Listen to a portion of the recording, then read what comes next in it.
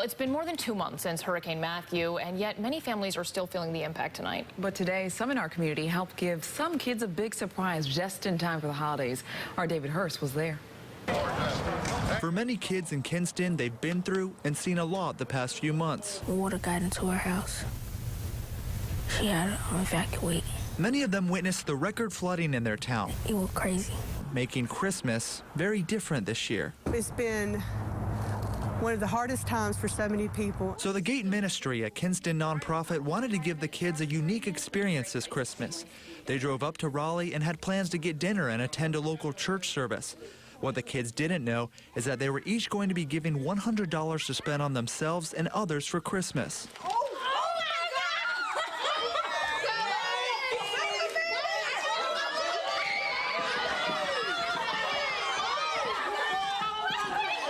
I'm still shocked. I'm in the wow, my mind is blown. Donations came from folks in the Raleigh area who wanted to make sure these kids were able to give and receive gifts this Christmas. But to know that there's somebody watching over me and giving us a blessing, it feels great. But the real surprise came when many of the kids said they were planning on using all their money to buy gifts for others. To see them so thankful, so surprised, but then step out of their comfort zone and their own selves and think, I just might do something for someone else. You know, that shows how much they've come and how far they've come. Reporting in Raleigh, David Hurst, CBS, North Carolina.